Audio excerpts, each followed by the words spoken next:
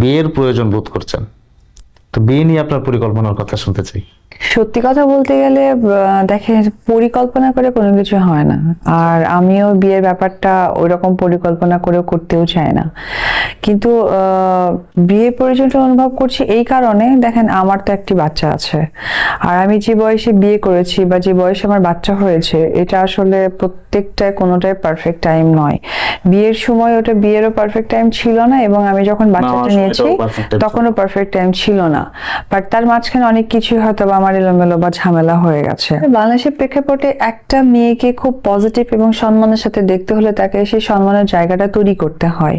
তো আমি যেহেতু এখন যদি আমি একদমই আনম্যারিড মেয়ে থাকতাম তাহলে আমার সম্মানটা একরকম দেখাতো, বাট আমার যেহেতু একটি বেবি আছে সেটা কিন্তু আরেকটি সম্মান দৃষ্টিকোণ দেখাচ্ছে।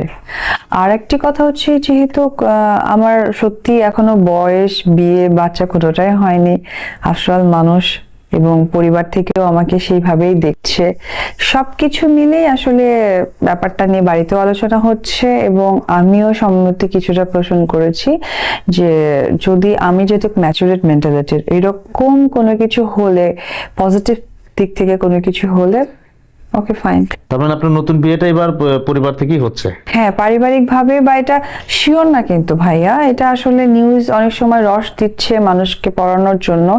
সেটা আমরা আপনার কাছে সেটাই শুনতে চাই যে বিয়ে নিয়ে আসলে আপনি বিয়ে অরিজিনাল এখন না, আজকেও না, কালকেও না, হয়তো বা কখন হবে আমি নিজেও জানি না, তবে পরিকল্পনা হচ্ছে, এই ব্যাপারে আমারও মত আছে, এটা হচ্ছে আসলে। মানে আপনি প্রয়োজনটা বোধ করেন যে এই মুহূর্তে একটা বিয়ে হলে আপনার মানে আমার একটা সেটেল লাইফ দরকার, দ্যাটস ইট। আচ্ছা, এখানে আমরা আরেকটা বিষয় আলোচনায় আনবো। আপনি একটু আগে বলছিলেন যে আপনার যখন আপনার বিয়ে হয় সেটা আপনার বিয়ের মানে পারফেক্ট টাইম ছিল না। আপনার একজন মানে যথেষ্ট চেনা জানা এবং ভালো বন্ধু ছিলেন শাকিব খান, তো অনেকটা সময় নিজেদের ভেতরে চেনা জানার মধ্য থেকে আপনারা বিয়েটা করেছিলেন। খুব একটা চেনা জানাও ছিল না, একটা সিনেমা করেছিলাম, একটা সিনেমার পরেই আসলে আমি এসএসসি পরপর সিনেমায় ঢুকি, অনেক ছোট ছিলাম। আর সেই জায়গা থেকে মানে বিয়ের ব্যাপারটা তো অনেক বড় একটা ডিসিশন, সেই ডিসিশনেও আসলে আমি খুব পারফেক্টলি ডিসিশনটা দিতে পারিনি, এটা বলতে পারেন ইমোশনাল ডিসিশন ছিল। সো ওই জন্য বিয়েটা